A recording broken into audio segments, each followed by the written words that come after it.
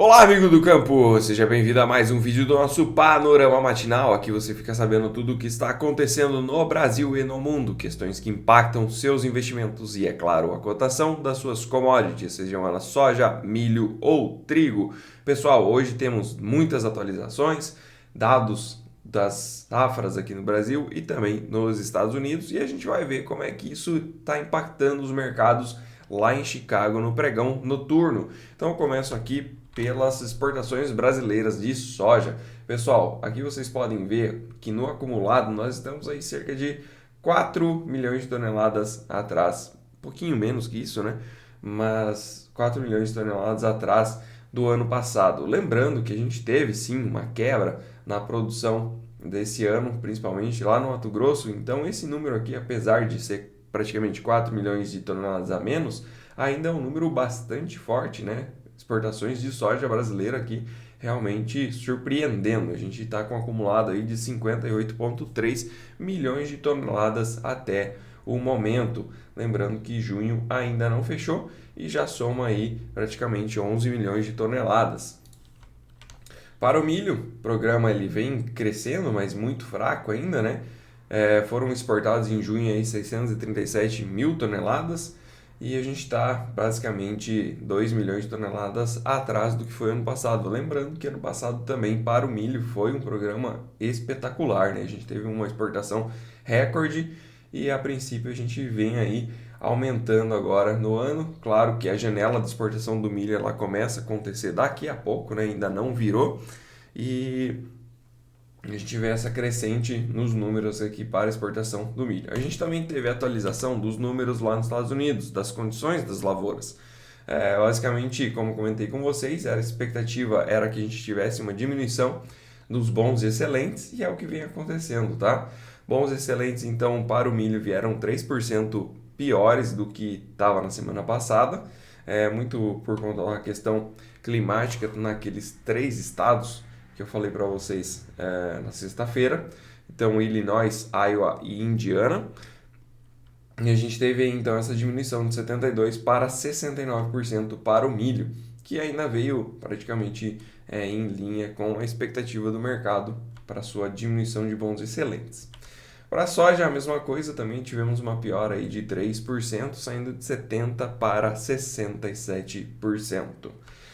Isso aqui poderia ter um impacto nas cotações? Sim, poderia ter um impacto. Vamos ver lá o que traz para a gente hoje as cotações do pregão lá em Chicago.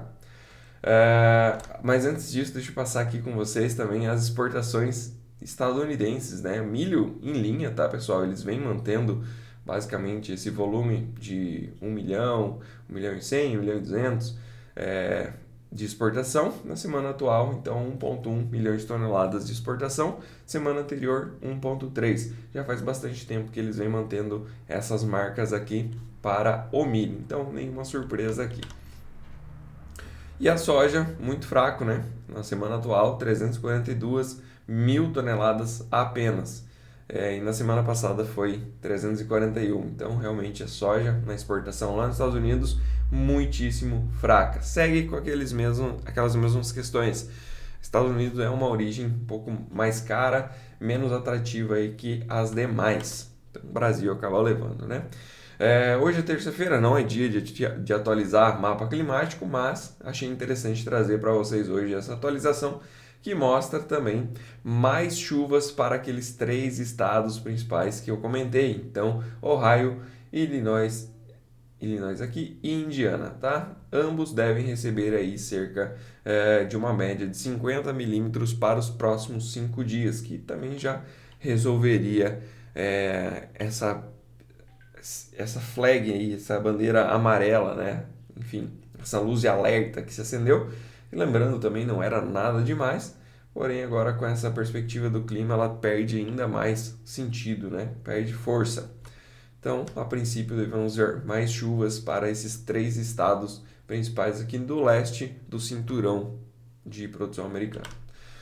E como que tá, né, as cotações do dia de hoje? Com base nisso, então a gente tem aqui para o complexo de soja de adianto todo ele em queda.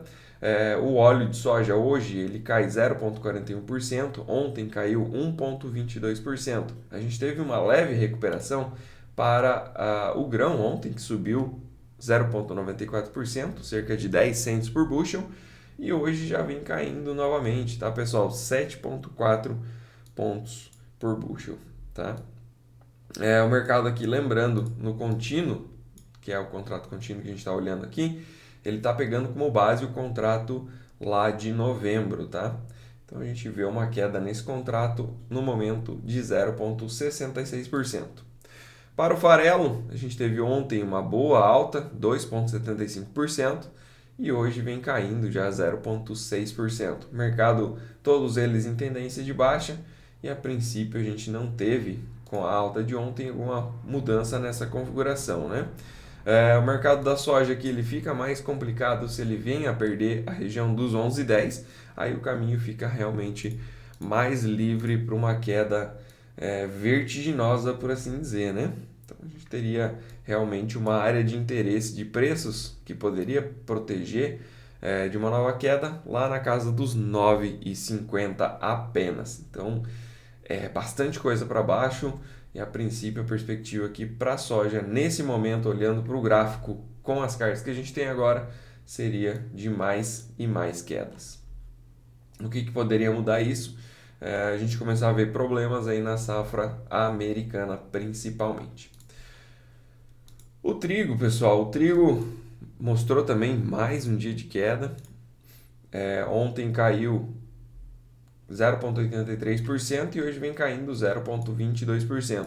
A intensidade aqui das quedas elas estão diminuindo e aqui a gente tem o trigo também se aproximando de uma região forte de suporte, tá? Que ficaria na casa desses 5,57, 5,60, enfim, é toda uma região aqui, né? A gente poderia até traçar um retângulo aqui para ficar mais claro para vocês, porque suporte e resistência não é um preço exato na linha do tempo, né? E sim é uma região onde a gente tem bastante troca de lotes, enfim, bastante volume financeiro comprometido, né? Então a gente poderia elencar toda essa região aqui que vai dos 5,23 aos 5,70, tá?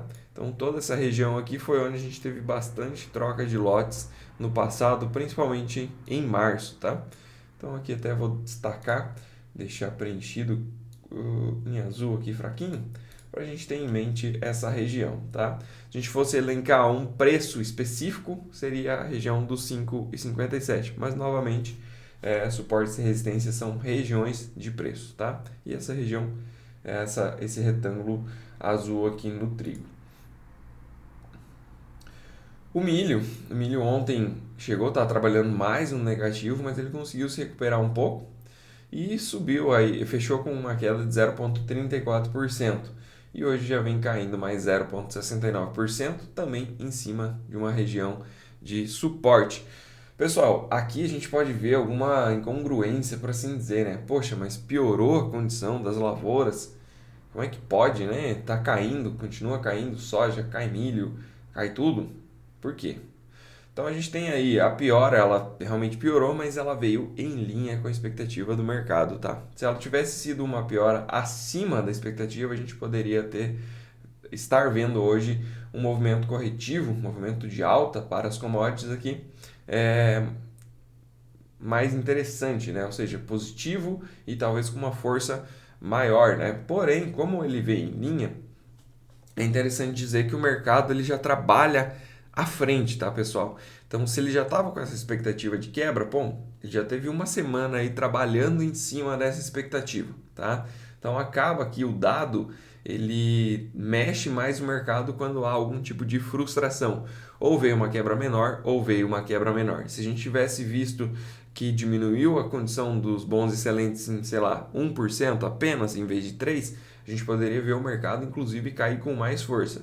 Ou, caso contrário, se piorasse aí, em vez de 3%, piorasse 6%, a gente poderia ver um movimento de alta expressivo aqui para as commodities. Porém, como veio em linha da expectativa aí para milho e soja, os mercados acabam reagindo como já haviam reagindo anteriormente, né? Ou seja, com uma tendência de queda.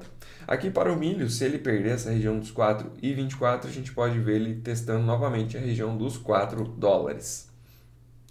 No Brasil, a gente teve uma recuperação nos contratos.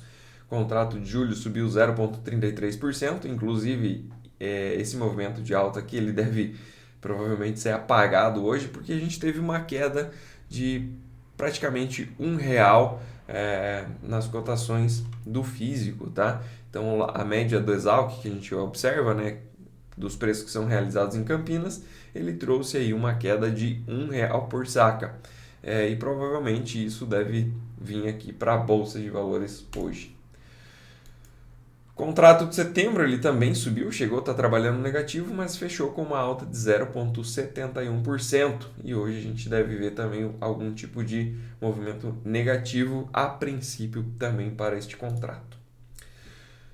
Olhando para o óleo de palma, ontem ele ele fechou praticamente no 0 a 0, né, com 0,05% de queda. Chegou a estar caindo mais, trabalhou no positivo também, mas fechou basicamente na abertura. No fechamento de ontem, desculpa. E hoje cai 1%.